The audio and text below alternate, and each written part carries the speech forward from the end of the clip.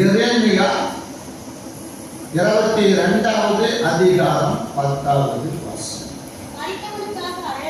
மரித்தவனுக்காக அழ வேண்டாம், அவனுக்காக பரிதவிக்கவும் வேண்டாம், சிறைப்பட்டு போனவனுக்காகவே அழுங்கள், அவன் திரும்பி வருவதும் இல்லை,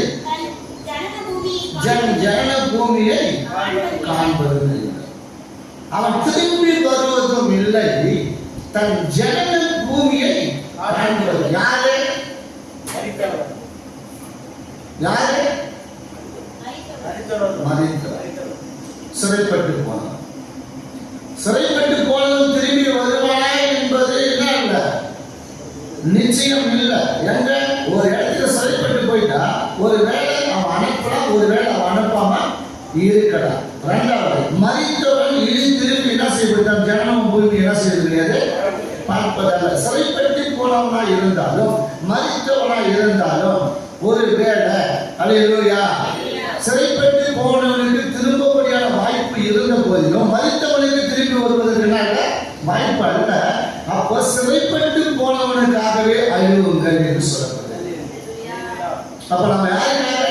சிறைப்பட்டு போனவனுக்காக, சிக்கி தவிக்கிறவனுக்காக, கஷ்டப்படுகிறவனுக்காக, வேதனைப்படுகிறவனுக்காக, பாவத்தில் அழிஞ்சு போகிறவன், சாம்பத்தில் அழிஞ்சு போகிறவன், இப்படிப்பட்டவர்களுக்காக நீங்களும் நானும் சிறைப்பட்டு போய் கிடக்கிற பிள்ளைகளுக்காக நாம் அழுகிறவர்களாய் காணப்பட வேண்டும்.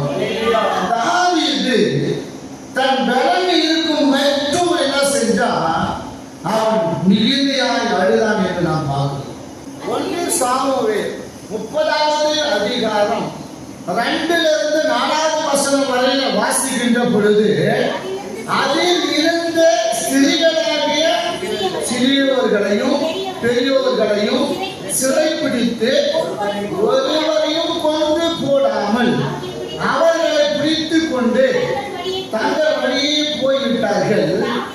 தாவீதும் அவன் மனுஷரும் அந்த பட்டணத்துக்கு வந்த பொழுது தங்கள் மனைவிகளுக்கும் தங்கள் குமாரருக்கும் தங்கள் குமாரத்திகளுக்கும் சிறைப்பிடித்துக் கொண்டு போகப்பட்டார்கள் என்று கண்டார்கள். அப்பொழுது தாவீதும் அவனோடு இருந்த ஜனங்களும் அடிகளுக்கு தங்களில் பலமில்லாமல் போகும் மற்றும் சத்தமிட்டு அழுதார்கள். அவர்கள் தங்களுக்கு பலன் என்ன சொல்லப்பட்டிருக்குன்னா, அவர்களுக்கு தங்கள் பலமில்லாமல் போகும் மற்றும் அவர்கள் சத்தமிட்டு அழுது கொண்டிருந்தார்கள். யாருக்காக? தன்னுடைய மனைவிக்காக, தன் பிள்ளைகளுக்காக, தன்னுடைய குமாரர்களுக்காக, தன் குமாரத்திகளுக்காக.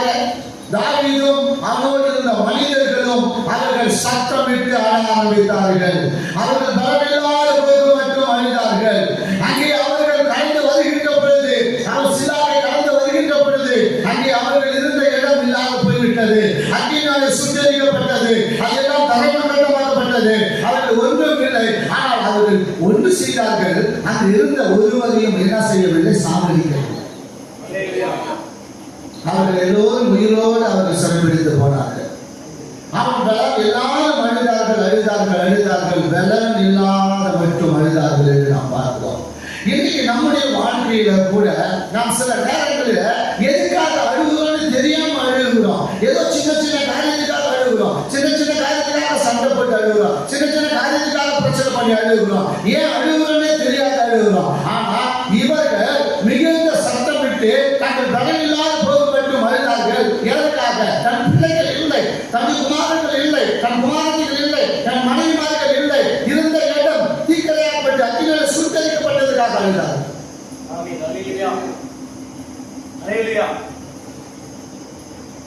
எதுக்காக அழுதாங்க? எதுக்காக? இருக்கிற இடம் இல்லாத போயிருக்கு.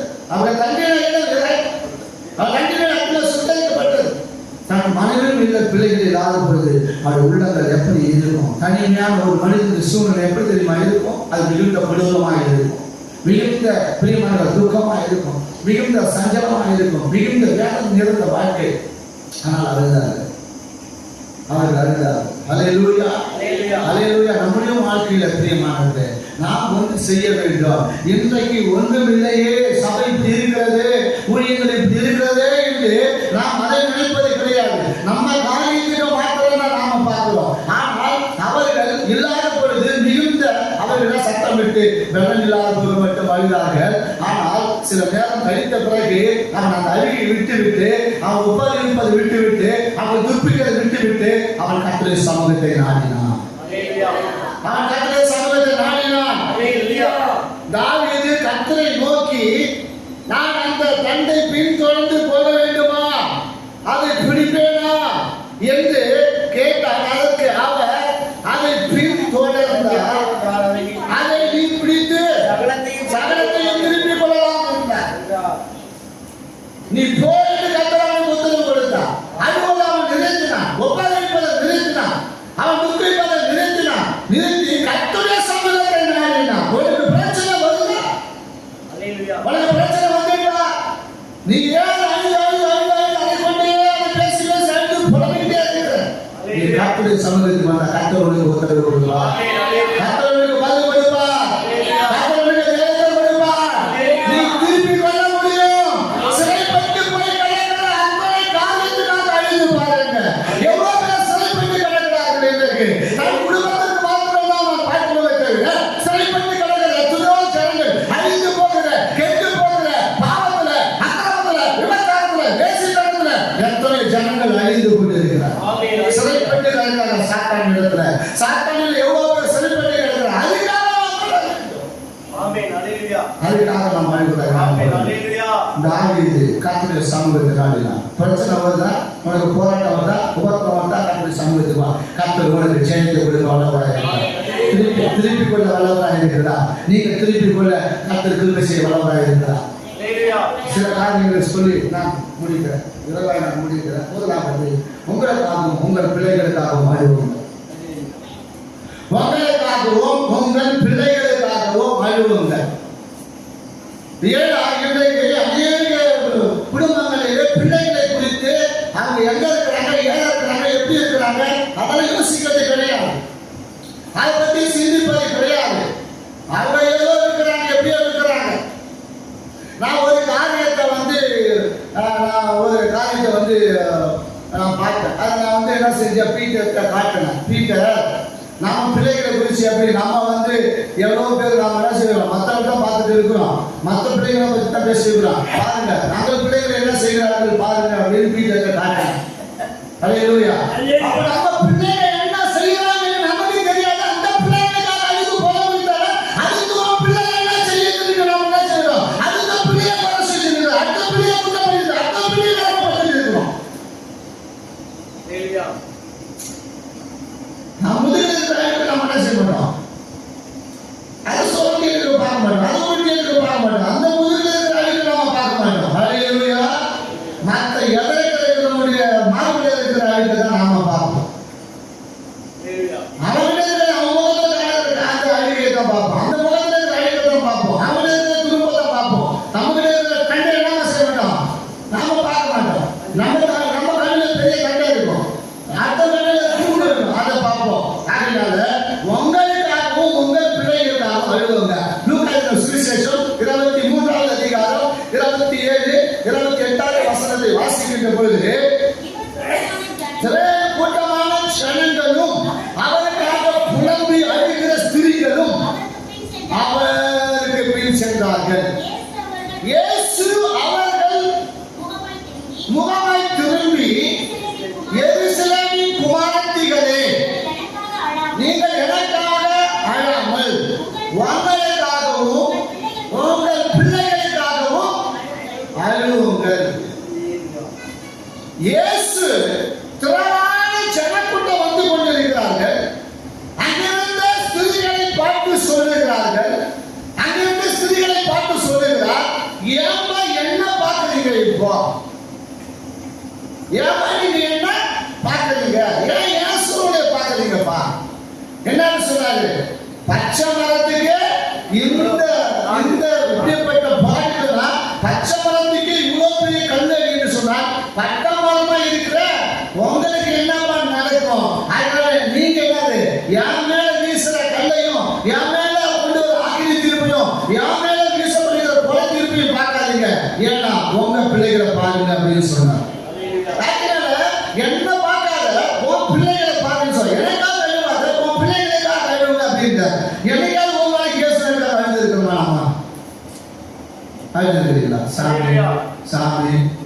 எவ்வளோ பெரிய கல்லை சுமந்தீங்க, எவ்வளோ பெரிய நீங்க பெரிய சாப்பாடை சாப்பிட்டு பெரிய தீனிக்காரராக நீங்க என்ன செஞ்சிருக்கிறீங்க, இருந்திருக்கிறீங்க. அதனால உங்களை சிலுவையில் அடிச்சாங்க சாமி, அதனால ரத்தம் செஞ்சிருந்தது சாமி, அதனால முள்முடி சொல்லினாங்க சாமி, தவறு இழுத்து போனாங்க சாமி. ஒப்பை வச்சு எனக்கு அதை அழுதுக்கிறோமா? அழுதுக்கிறோமா? ஒரு நாள் அழக மாட்டோம். அந்த சீனாவை நமக்கு தெரியாது, அந்த நிகழ்வை நம்ம பார்க்க மாட்டோம். அதுதான் சொல்லாது. அப்ப என்ன நீங்க பார்க்க மாட்டீங்க, எதுக்காக இப்போது அழுதுறீங்க? அல்லேலூயா. நான் பிதாவுடைய தீர்மானம் என்ன, பிதா சித்தம் என்ன, பிதாவுடைய வாக்குத்தத்தம் என்ன, அது நிறைவேற போகிறது. அதனால பச்சை மரத்துக்கு எந்த இருக்குன்னா, பச்சை மரத்துக்கு எல்லாம் உங்களுக்கு எப்படிப்பட்ட புரிதான ஆக்கின தீர்ப்பு உண்டாகும், புரிதான தண்டனை வரும், புரிதான தீர்ப்பு வரும். அதனால நீங்க போதாது உங்க பிள்ளைகளுக்காக என்ன செய்யுங்க, உங்க பிள்ளைகளுக்காக வேண்டிக் கொள்ளுங்க, உங்க பிள்ளைகளுக்காக ஜெபம் பண்ணுங்க, உங்க பிள்ளைகளை என்ன பாருங்க. உங்க பிள்ளை தூரத்துல வேலை செய்யலாம், உங்க பிள்ளைங்க தூரத்துல படிக்கலாம், நீங்க ஒரு இடத்துல அவங்க ஒரு இடத்துல இருக்கலாம். அவர்கள் என்ன கூத்து அடிக்கிறாங்க என்று பாருங்க, அவங்க என்ன கூத்து என்ன பொம்மை அடிக்கிறாங்க, கூத்து அடிக்கிறாங்கன்னு பாருங்க. அல்லேலூயா. அதற்காக நீங்க வேண்டிக் கொள்ளுங்க. காலையில எழுந்த உடனே பிள்ளைகளுக்காக ஜெபம் பண்ணுங்க, பிள்ளைகளை கர்த்தருக்கு ஒப்புக்கொள்ளுங்க, பிள்ளைகளை பிரதர்ஷனம் பண்ணுங்க. ஒவ்வொரு நாளும் தேவனுடைய கரத்துல உங்க பிள்ளைகளை நீங்க பிரதர்ஷனம் பண்ணி ஆகணும். எத்தனை பேர் பண்ணீங்க? எத்தனை பேர் சொல்றீங்க? எத்தனை பேர் உங்க பிள்ளைகளை அடிக்கிறீங்க? மற்றவங்களுக்கு ஜெபம் பண்ணி அப்பா அடுத்து பாருங்க. எழுந்திருச்ச உங்க பிள்ளைகளுக்காக என்ன செய்ய, கர்த்தர் என்ன செய்ய, ஒப்புக்கொள்ளு. யோபு தன் பிள்ளைகளுக்காக கர்த்தருக்கு ஒப்பு கொடுத்தான். அவன் அதிகாலை எழுந்து யோபு தன் பிள்ளைகளுக்காக பலி செலுத்தினான். எத்தனை பேர் நம்ம பிள்ளைகளுக்காக அதிகாலை எழுந்து பலி செலுத்துகிறோம்? எத்தனை பேர் செலுத்துகிறோம்? இன்னைக்கு நம்ம பிள்ளைகள் ஏன் இன்றைக்கு சில நேரத்துல நமக்கு கீழ்ப்படியாக போய்விடுகிறது, ஏன் சில நேரத்தில் பிள்ளைங்க நமக்கு தேவையில்லாத காரியம் செய்யறாங்க, பிள்ளைகளால ஏன் நமக்கு மனப்பற்றாகுது, பிள்ளைகளால ஏன் வேதனைப்படுகிறோம், ஏன் கண்ணீர் வடிக்கிறோம்? அந்த பிள்ளைகளை கர்த்தரை ஒப்பு கொடுங்க. அதான் சொன்னாரு, இரண்டாவது உங்க பிள்ளைகளுக்காக அழுவோம். கடைசியாக வாக்கு தரும், கடைசியாக தீர்க்க தரிசனமாக சொன்ன உன் பிள்ளைகளுக்காக அழுவுங்க. சாமுவேல் எழுதின தீர்க்க தரிசன புஸ்தகத்துல நீங்கள் வாசிக்கின்ற பொழுது 1ஆம் அதிகாரத்துல நீங்க 7, 8, 10, 11 வருஷத்தை வாசிக்கும் பொழுது அவங்க என்ன செய்யறாங்கன்னா, பிரியமானவர்களே, அவங்க மிகுந்த துக்கத்தோடு அழுவுகிறாங்க.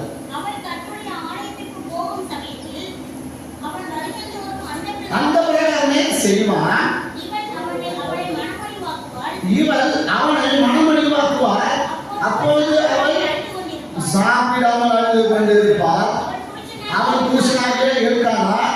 அவளை பார்த்து, அண்ணாவே ஏன் அழுகிறாய், ஏன் சாப்பிடாது இருக்கிறாய், ஏன் சஞ்சலப்படுகிறாய், 10 குமாரரை பார்த்திலும் என்றான். 10வது வசனம். அப்பொழுது அழுது நோக்கி விண்ணப்பம் பண்ணி, அல்லேலூயா. அவங்க கர்த்தரை நோக்கி என்ன செஞ்சாங்க? அழுது சத்தம் விட்டு விண்ணப்பம் பண்ணினாங்க. எதுக்காக விண்ணப்பம் பண்ணினாங்க? சாமி, இப்படி என் சக்காலிக்கு நான் பார்த்து, நான் பரிதாபப்பட்டு, நான் அவளை என்ன செஞ்சேன், அவனுக்காக விட்டு கொடுத்தேன். ஆனா இவன் இப்படி வருஷந்தோறும் ஒவ்வொரு வருஷமும் இப்படி என்ன பாடப்படுத்துறாளே, வேதனைப்படுத்துறாளே, என்ன செய்ய துக்கப்படுத்துறாளே, இப்படி சஞ்சலப்படுத்துறாளே, மிகுந்த வேதனையா இருக்கு, ரோதனையா இருக்கு என்று சொல்லி அந்த வருஷத்திலே அவர்கள் கர்த்தருடைய சமூகத்தில் அழுதார்கள். அழுது கொண்டே இருந்தார்கள். அவர்கள் மனம் கசந்து கர்த்தருடைய சமூகத்தில் அழுதார்கள். பிரியமானவர்களே, உங்களுடைய பிள்ளைகள் கர்த்தருடைய சமூகத்தில் வந்து மனம் கசந்து அழுது பாருங்கள். கர்த்தருடைய கரத்திலே உங்களுடைய பிள்ளைகளை ஒப்புக் கொடுத்து பாருங்கள். அந்த ஒப்புக் கொடுக்கப்பட்ட பிள்ளைகள் ஆசீர்வதிக்கப்படுவார்கள். அந்த பிள்ளைகள் கர்த்தரிடத்தில் நன்மையை பெற்றுக் கொள்வார்கள். அந்த பிள்ளைகள் கர்த்தரிடத்தில் ஆசீர்வாதத்தை பெற்றுக்கொண்டு நன்மையை பெற்றுக்கொண்டு கர்த்தருக்கு பிரியமாய் வாழ்கிற பிள்ளைகளாக இருப்பார்கள். அவர்கள் கர்த்தருக்கு உகந்த பிள்ளைகளாய் மாறுவார்கள். அவர்கள் உகந்த பிள்ளைகளாய் மாறுவார்கள். கர்த்தருடைய கரத்தில் ஒப்புக் கொடுத்து மனம் கசந்து அவனுக்காக, உன் பிள்ளை சரியில்லையா, உன் பிள்ளை சரியா படிக்கலையா, என் பிள்ளைக்கு ஞானம் இல்லையே, என் பிள்ளை சரியா படிக்கலையே, என் பிள்ளை அடங்கலையே, என் பிள்ளை சம்பாதிக்கலையே, ஊதாரியா இருக்குது, நீங்கள் அஞ்சு கலங்கி கொண்டு நீங்கள் பிரியமா கண்ணீர் வடித்துக் கொண்டு இருக்கிறீர்களா? ஆனா கர்த்தரிடத்தில் வந்து கண்ணீர் வடித்துவாங்க. நீங்க மாமிசத்தில் நீங்கள் கண்ணீர் வடிப்பதை காட்டிலும் நீங்கள் கர்த்தருடைய சமூகத்தில் மனம் கசந்து அழுது பாருங்க. உங்க பிள்ளைகளை சரிப்படுத்துவது கர்த்தருடைய கரத்தில் இருக்கிறது. ஏன்னா உங்களுக்கு பிள்ளையை கொடுத்தது கர்த்தர் தான். அந்த பிள்ளைகளை பிரியமானவர்களே வளர்ப்பது கர்த்தருடைய கரத்தில் ஒப்புக் கொடுப்பார். கர்த்தர் நல்லா வளர்ப்பா. நீங்களாம் நினைக்கலாம் பிரியமானவர்களே, என் பிள்ளைங்களுக்கு என் மூத்த மகனை என்னோட கூட தான் வச்சிருக்கிறேன். இப்படி கிட்டத்தட்ட 4 வருஷ காலமா அவங்க கிளினிக் வச்சு கொடுத்து அவர் தனியாக போய் பக்கத்துல வைத்து கொண்டு காசுக்காக பணத்துக்காக நாங்கள் எங்கள் பிள்ளைகளை பிரியமானவர்களை போய் சம்பாதிக்கலாம். இன்னைக்கு 4 வருஷத்துக்கு போயிருந்தா எப்படி பார்த்தா ஒரு 40,000 சம்பளம் கிடைச்சிருக்கோம். அழிவு சொல்லுவோமா, அவன் சொகுசான வாழ்க்கையை வாழ்ந்திருக்கிறான். அவனுக்கு நன்மையானது கிடைச்சிருக்கு. எங்களுக்கு என் கடன் இல்லாத காரியங்களை பண்ணியிருக்கிறான். ஆனா பிரியமானவர்கள் இப்போதான் என் பிள்ளைக்கு வருவது கூட கஷ்டம், ஒரு கேஸ் வருவது கூட கஷ்டமா இருக்கு. ஆனாலும் என்னோட கூட அவனை ஊழியம் செய்து கொண்டிருக்கிறார். என்னோட கூட ஊழியம் செய்து கொண்டிருக்கிறார். அவன் ஊழியத்துக்காக நம்ம செஞ்சோம், கர்த்தருக்காக ஊழியத்துக்காக கொடுத்தோம்.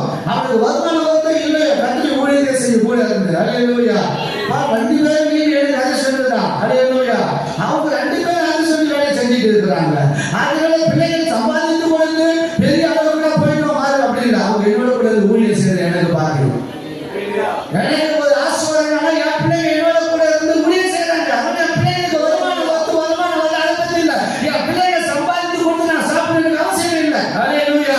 கர்த்தர் எதை கொடுக்க வேண்டும் என்று இருக்கிறாரோ அதை கொடுப்பார். அது தேவையான கொடுப்பார். அதுக்காக நாங்கள் ஊழியம் செய்ய அர்ப்பணிக்கிறோம். அதே தான் என் பிள்ளைகளை அர்ப்பணிக்கிறோம். அல்லேலூயா. இவ்வளவு தூரம் என் பிள்ளை போடுது, சின்ன பிள்ளை, ஆனா ஜெபம் பண்ணுவோம், சாமி காலையில் அழுகுவோம். அல்லேலூயா. அப்பா என் பிள்ளை எப்படி வீட்டோட்டு போகுது, அதனால உங்களுடைய காத்துல ஒப்பு கொடுக்குறேன். பாதம் கண்ணில் இல்லாதபடி வண்டிகளெல்லாம் காத்துபடி தூதரை வைத்துக்கொள்ளும். அல்லேலூயா. அல்லேலூயா. முன்ன கொஞ்சம் படியும் சொன்னா இல்லை எனக்கு இதான் பிடிச்சிருக்கு, போ அப்பனம் போ. ஆனாலும் நான் ஒவ்வொரு நாளும் கர்த்தரை செய்வது ஒப்பு கொடுப்பேன். காரணம் தெரியுமா? கர்த்தரை பிள்ளைகளை பாதுகாக்கணும். கர்த்தரை தான் விசேஷமா பிள்ளைகளை நடத்தணும். கர்த்தரை கட்டளை போட்டார். அந்த பிள்ளைகளுக்கு தேவன் ஞானமாக நடத்துவார், அறிவாக நடத்துவார், புத்தியாக நடத்துவார். ஆகையினால பிள்ளைகளுக்காக நாம் ஜெபிக்கவாய் காணப்பட வேண்டும். பிள்ளைகளுக்காக கர்த்தரை சமூகத்தில் அழுவோம். எத்தனை பிள்ளையாக கண்ணீர் வடிக்கும் பேசுவாங்க. அதுக்கு நாம கர்த்தரை கட்டளை ஒப்பு கொடுக்கிறோம். யோசிச்சு பாருங்க.